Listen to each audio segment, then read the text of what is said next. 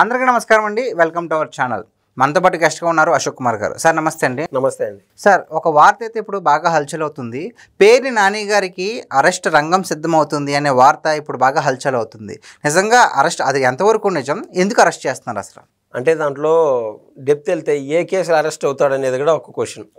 ఒకటా రెండా వాళ్ళకే డౌట్. ఏ కేసులో అరెస్ట్ అవుతాడనేది పేర్ని నానికి, పేర్ని కిట్టుకి, ముఖ్యంగా పేర్ని నాని గారి సతీమణికి కూడా డౌట్. ఏ కేసులో అరెస్ట్ అవుతాడని. పేర్ని నాని గారి సతీమణికి అయితే ఒక క్లారిటీ ఉంది. ఏ కేసులో అరెస్ట్ అవుతారంటే కేవలం ఆ రేషన్ బియ్యం ఏదైతే దొంగతనం చేసి విదేశాలకు ఎక్స్పోర్ట్ చేయబోయినారో చేశారు. కూడా కొన్ని వేల మెట్రిక్ టన్నులు పేద తినే బియ్యాన్ని ఎక్స్పోర్ట్ చేశారంటే అక్కడ ఇష్యూ అండ్ క్లాష్ ఎక్కడ వచ్చిందంటే జగన్మోహన్ రెడ్డి గారికి చెప్పింది, సార్ బియ్యం ఎక్స్పోర్ట్ చేసామని జగన్మోహన్ రెడ్డి గారికి చెప్పినారు. ఆ 100 కేజీలో 20 కేజీలు బియ్యానికి వచ్చే వెల నువ్వు పెట్టుకొని మిగిలిన లూటీ చేసినటువంటి 80 కేజీలకు ఏదైతే డబ్బులు వస్తాయో అది గమ్మను నా పాకెట్కి వచ్చే మార్గం చూడు అని చెప్పినాడు జగన్మోహన్ రెడ్డి. లైన్ మొత్తం అట్టే నడిచింది కాక. కానీ ఏం చేశాడు పేర్ని నాని, ఈయనకు 100 కేజీలు అని చెప్పడం జగన్మోహన్ రెడ్డికి, అక్కడ 200 కేజీలు అమ్ముకున్నాడు విదేశాలకు ఎక్స్పోర్ట్. వాస్తవంగా అక్కడ జరిగింది అది. అంటే అధినేతను మోసం చేసి ఇక్కడ అది కొంతమంది ఉంటారు చూడండి, వాళ్ళ దగ్గర కోట్ల ఆస్తులు ఉంటాయి. డైలీ లక్షలు లిక్విడ్ ట్రాన్సాక్షన్ జరుగుతూనే ఉంటుంది.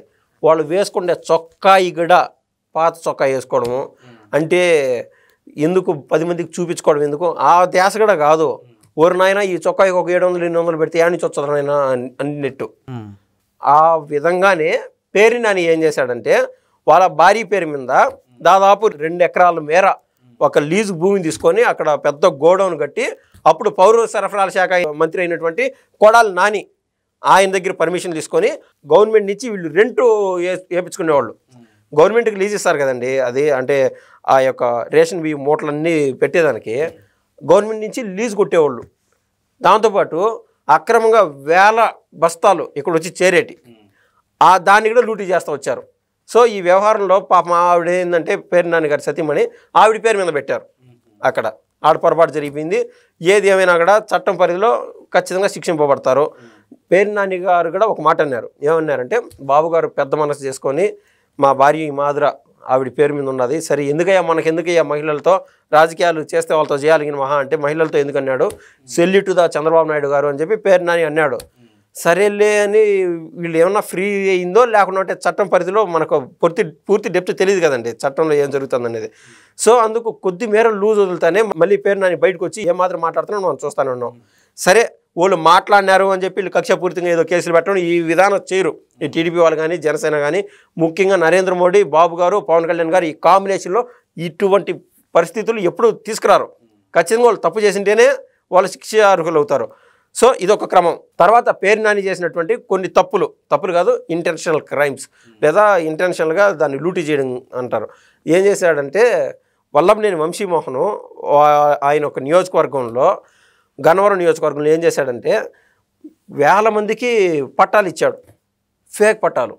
అదో మీకు పలానా చోట భూమి మళ్ళీ ప్రభుత్వం లెక్కన వస్తే మనం ఇల్లు కట్టుకోవచ్చు, మీకే తీసుకోండి, డబుల్ బెడ్రూమ్ ఇల్లు, బాత్రూమ్ కింద ఇన్ని గజాల స్థలం వస్తుంది, దీనికి ఇన్ని గజాల స్థలం వస్తుంది అని చెప్పి డూప్లికేట్ పట్టాలు పనిచేశారు. అదేంది తీరా ఎటువంటి టైం అంటే అది ఎన్నికల కోడ్ అమల్లో ఉండే సమయం. ఇప్పుడు ఎన్నికల కోడ్ అమల్లో ఉన్నది కదా, ఇప్పుడు కుదరదు తర్వాత అనే లాజిక్ కోసం చేశాడు. ఆయన వేల పట్టాలు పంచాడు. వల్లభనేని వంశీమోహన్ చూసి కాపీ కొడతారంటారు చూడు, అదే మాత్రం ఆయన చూసి ఈయన చూసి కాపీ కొట్టాడు. ఎవరు? పేర్ని నాని కొడుకు పోటీ చేర్చాడు. ఇప్పుడు మొన్న ఎలక్షన్స్లో పేర్ని కిట్టు దగ్గర వాళ్ళ తాత పేరే పేర్ని కృష్ణమూర్తి, అదే పేరు పెట్టుకొని పేర్ని కిట్టు అని ముద్దుగా పిలుచుకుంటూ ఉంటారు. ఆ కిట్టు దగ్గర 10,000 కుటుంబాలకి పట్టాలు పంచారంటే మీరు అర్థం చేసుకోండి. ఒక్కొక్క కుటుంబంలో తక్కువ 4 ఓట్లు 6 ఓట్లు తీసేసాం కూడా 3 ఓట్లనే ఇవ్వడమా ఒక్కొక్క కుటుంబంలో? వాళ్ళు మనకి ఇల్లు కల్పించారా స్వామి అని చెప్పి కనీసం కృతజ్ఞతగా ఒక పూట అన్నం పెడితేనే ఎవరైనా కావచ్చు, మనకు వాళ్ళతో ఏదైనా శత్రుత్వం వస్తుంది, వాళ్ళని అనడానికి కూడా మనకు మనసు రాదు.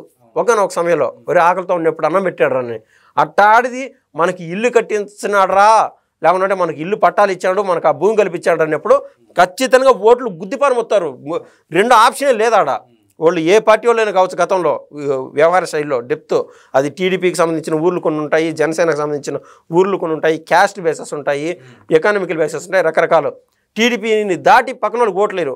అటువంటి ఓట్లన్నీ లూటీ చేసే విధంగా ఏది ఫేక్ డాక్యుమెంటేషన్ పెట్టి తర్వాత మనం చూస్తాం, మీరు సోషల్ మీడియాలో చక్కర్లు కొడతా ఉన్నాయి వీడియోలో.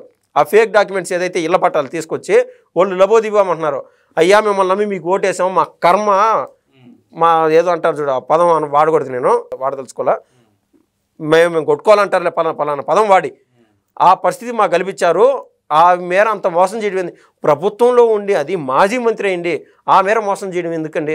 అంటే తప్పు చేస్తున్నప్పుడు తెలియట్లేదండి, ఈ రోజు కాకపోయినా రేపైనా దొరికిపోతాం కదా అని, మరి ఎలా మేనేజ్ చేద్దాం అనుకున్నారు అసలు వాళ్ళు? మంచి క్వశ్చన్. మీకు తెలియదే ఉండదు, అందరూ అంతే. ఒక పేరు నాని కాదు, వల్లంనేని వంశీమోహన్ కాదు, కొడాలి నాని అయితే ఇసుకాసురుడు ఆయన కాదు, 2,20,00,000 కేవలం బయటికి కనిపించింది విడుదల రజనీ కావచ్చు. వీళ్ళందరూ ఏంటంటే నెక్స్ట్ 30 ఏళ్ళలో జగన్మోహన్ రెడ్డి గారు ప్రభుత్వంలో ఉంటారు. ఇది బోయపాటిది ఒక సినిమా ఉంటుంది, ఆయన మ్యాక్సిమం సినిమాల్లో కొంచెం ఈ విజువలైజేషన్ ఉంటుంది, ఎట్లా మాకు ఎదురొచ్చే దేవుడు తగిలే దేవుడు అని చెప్పి జగపతి బాబు ఉంటాడు, లెజెండ్ సినిమా దాంట్లో. అంటే ఆయనకి ఎదురుగా పోయి ఎవరు వాళ్ళకు ఆపోజిట్లు ఓట్లు వేసేదానికి ఉండదు, ఆ పరిస్థితి కల్పించారు గతంలో జగన్మోహన్ రెడ్డి గారి ప్రభుత్వంలో. 151 మంది ఎమ్మెల్యేలు ఉన్నారు. పొరపాటున ఈసారిగా ఎలక్షన్లో అటు ఇటు అయ్యి కూడా ఓడిపోయినా కూడా 30 సీట్లు పోతాయి. 151 సీట్లలో 30 సీట్లు పోతాయి. ఎంత కాదని 121 సీట్లతో ఫుల్ మ్యాండేట్. అది 110 సీట్లు కాదు కదా, 100 సీట్లు వచ్చాయని ఫుల్ మ్యాండేట్ 175 నియోజకవర్గాల్లో. ఆ రేంజ్లో వాళ్ళకి ఒక భారీ కాన్ఫిడెన్స్ అనేది, నెక్స్ట్ 30 ఏళ్ళ మంది అధికారం అని. సో జగన్మోహన్ రెడ్డి గారు అంటే వీళ్ళు తందానంట వచ్చారు. ఇప్పుడు దాకా ఎందుకు అరెస్ట్ లేట్ అయింది అనేది మెయిన్ క్వశ్చన్. మనం అనుకున్నట్టు జనసేన కార్యకర్తలను, ఈ యొక్క టీడీపీ కార్యకర్తలను మనోవేదన పెరిగిపోయింది. పవన్ కళ్యాణ్ గారిని అయితే ఆయన అన్నటువంటి మాటలు ఎవరు మర్చిపోలేదు, ఇప్పుడు దాకా చెప్పు కూడా చూపించారు ఇది మీడియా సమావేశంలో. పేరు నాని అంత పర్సనల్ అటాక్ చేసినప్పుడు ఆ కార్యకర్తలు బాధపడుతూనే ఉంటారు కదా ఇప్పుడు దాకా. ఎందుకంటే ఎందుకు లేట్ అయిందని మనం డెప్త్లు చూస్తే, మొన్నటిదాకా మచిలీపట్నానికి సంబంధించి అక్కడ బీచ్ ఫెస్టివల్ అని నడుపుతూ ఉన్నారు. ఇప్పుడు మన ఆంధ్ర రాష్ట్ర ప్రభుత్వం ప్రతిష్టాత్మకంగా చేస్తుంది. ఎక్కడ బట్టి అక్కడ ప్రతి దాంట్లో, ఇప్పుడు కర్నూలు దగ్గర ఓర్వకల్లు అని చెప్పి ఆడ డ్రోన్ కేంద్రంగా తయారు చేస్తున్నారు. అక్కడ కొన్ని 10ల సంఖ్యలో కొత్తగా కంపెనీలు వచ్చి డ్రోన్లు తయారు చేసేదానికి అక్కడికి వస్తున్నాయి ఓర్వకల్లుకి. అదేవిధంగా బీచ్ ఫెస్టివల్ ఎందుకు నిర్వహించారంటే, మీరు సారికి అక్కడ గోవాకి ఎక్కడికో పోయి ఆడాన్నో డబ్బులు ఖర్చు పెట్టి ఏం చేసుకోవడం ఎందుకు, ఇక్కడే మనకు బీచ్ ఉన్నది. ఆ బీచ్ దగ్గర మనం చూస్తే వేల షాప్స్ ఉంటాయి. ఈజ్ ఆఫ్ డూయింగ్ బిజినెస్ అంటారు చూడండి, నిరంతరం రొటేషన్ ఉంటుంది, వ్యాపార లావాదేవీలు పెరిగిపోతూ ఉంటాయి. ఇప్పుడు అంటే ఇన్ డెప్త్ అనాలిసిస్ అండి నేను చెప్తుంది. ఇప్పుడు నా దగ్గర ఒక 10,000 రూపాయలు పెట్టి కొన్ని సరుకు తెచ్చాను. ఆ 10,000 రూపాయలకు నేను ఒక 3,000 రూపాయలు లాభం పొందినాను, టోటల్ 13,000. ఈసారి సరుకు ఎంత తెస్తానంటే 12,000 రూపాయలు సరుకు తెస్తారు. ఆ 1,000 రూపాయలు ఇంట్లో ఖర్చులు పెట్టుకుంటా. మళ్ళీ ఎంత వస్తుంది ఈసారి రొటేషన్ పైన ఒక 10,000 16,000 డబ్బులు వచ్చినప్పుడు మళ్ళీ ఒక 2,000 ఇంట్లో ఖర్చు. అంటే జీవన ప్రమాణాలు పెరుగుతూ ఉంటాయి. ఇప్పుడు దాకా ఇంటి కోసం ఒక 1,000 రూపాయలు ఖర్చు పెట్టుకోండి, ఇంటి కోసం 2,000 ఖర్చు పెడతాను, మళ్ళీ బిజినెస్ కోసం 14,000 ఇన్వెస్ట్మెంట్ పెడతా. సో డైలీ రొటేషన్ ఉంటుంది. అక్కడ ఉన్నటువంటి ప్రజలు బాగుపడతారు, అక్కడ పోర్టు తీసుకురావాలని చెప్పి బాబు గారు అనుకుంటా ఉన్నారు. ఈ వ్యవహారంలో అక్కడ లోకల్లో ఉన్నటువంటి ఒక మాజీ మంత్రిని కానీ అరెస్ట్ చేయాలంటే గవర్నర్ దగ్గరికి ఆడికి పోయి పర్మిషన్ తీసుకోవాలా. ఇదంతా పెద్ద తతంగం. ఆడ పోలీస్ వ్యవస్థ అంతా మొబైలైజ్ అవ్వాలా, ఆడ అరెస్ట్ అంట ఈడ అరెస్ట్ అంట, చిన్నపాటి డిస్టర్బెన్సెస్ వస్తాయి. వాళ్ళకి ప్రజానేత అయినా కాకుండా కూడా మినిమం బేసిక్ సంపాటిస్తారు ప్రభుత్వంలో ఉండేటువంటి వారు.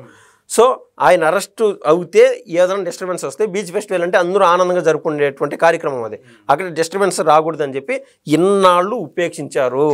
పేరుని కిట్టు అయితే దీంట్లో నుంచి తప్పించుకునే పరిస్థితే లేదు. మొత్తం వ్యవహారం ఒక సినిమాలో జూనియర్ ఎన్టీఆర్ అంటారు కదా, టెంపర్ సినిమాలో, లేదు సార్ ఇక్కడ 4 కాదు 5 మందిని అందరం కలిసి చేసామని చెప్పి, ఆ విధంగా పేరుని కిట్టుని నేనే కావాలని ఆయన మోసపూరితంగా ఆయన మోసం చేసేసి, నేను అంత డ్రామా వెనకల నేను ఆడిపించినాను, నేనే కింగ్ పిన్ను అని ఈయన ఒప్పుకొని ఈయన వెళ్ళిపోతే చెప్పలేంగిని, లేకుంటే ఇద్దరు పోవాల్సి వస్తుంది.